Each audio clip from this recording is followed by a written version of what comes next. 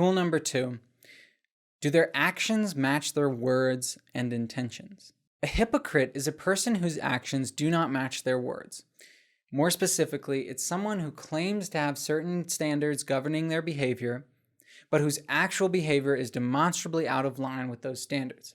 Obviously, someone who's a hypocrite deserves special scrutiny with regard to their trustworthiness. A related term is gaslighting, which according to the American Psychological Association means, quote, to manipulate another person into doubting his or her perceptions, experiences, or understanding of events. At first glance, these may seem unrelated, but hypocrisy can quickly lead to gaslighting. If someone is telling you one thing and doing another, then they are a hypocrite, and you should not trust them, at least not in that domain.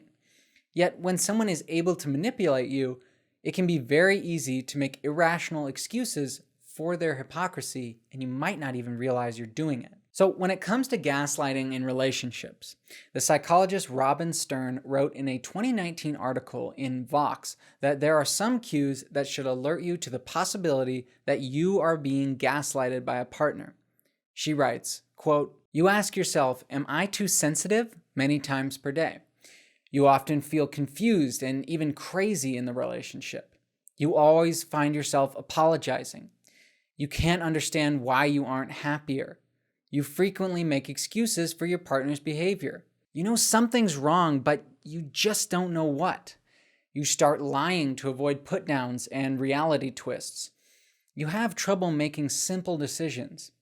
You wonder if you're good enough. Stern also notes that all of these can show up as symptoms in various mental illnesses, including anxiety disorders.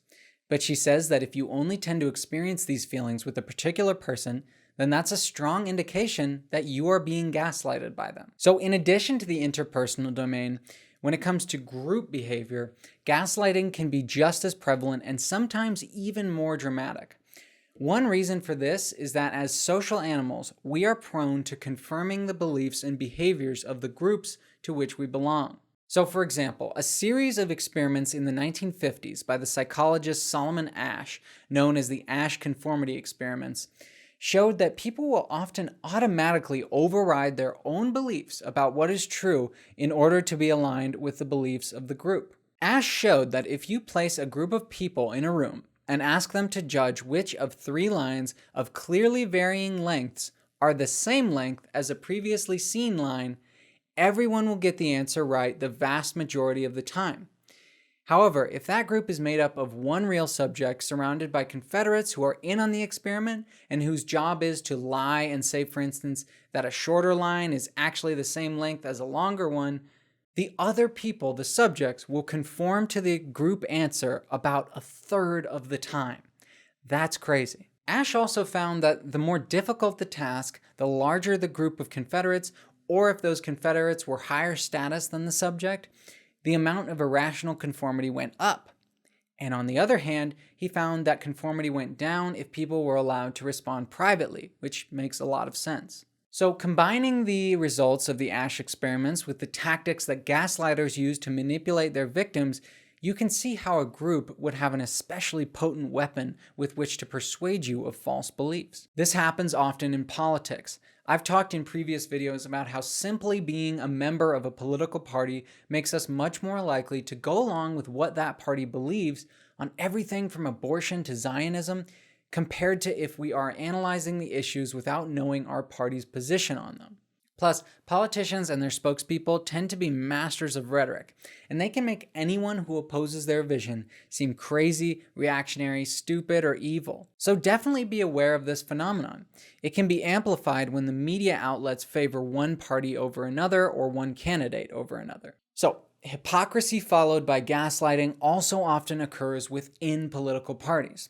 For example, when making pro-choice abortion arguments, politicians will often appeal to the right to privacy or the right to individual autonomy as inalienable rights. Yet, when these same individuals are asked why this line of reasoning does not apply to gun ownership, they take the stance that sometimes individual autonomy must be sacrificed to prevent the deaths of innocent people, which is precisely the argument their opponents make against abortion. Okay, to be 100% clear, my point is not that one side is being irrational or one side is right in this case. I'm not taking sides right now.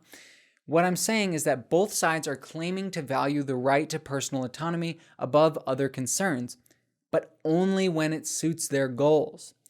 It's even possible that a hidden consistency, one which is unique to each side, makes sense of the apparent contradictions.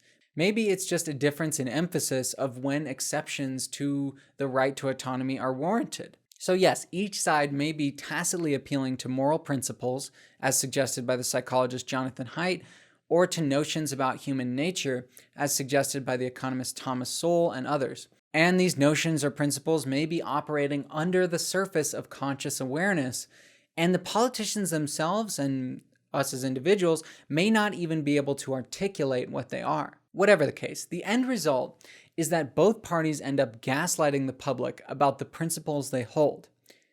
So both claim that their position is derived from a strict adherence to a principle, presumably because that principle, in this case the right to personal autonomy, is too important to make compromises on. Except, of course, when the conclusions that logically follow from that principle are conflicted by either party's unstated opinions and preferences, which both consider to be common sense. To be clear, this kind of inconsistency between values we claim to have and the actions that we actually take is common to most groups and even most individuals. So, I would not go so far as to say that you should immediately sacrifice your membership anytime you identify a mismatch between words and actions in a given group. But I would say that the more blatant and consequential the mismatch, the more you should distrust the group, at least when it comes to making decisions consistent with their claimed values. Similarly, the more that an individual blatantly runs roughshod over what they claim are their own standards, the more you should distrust that person, at least when it comes to predicting behaviors relevant to those standards.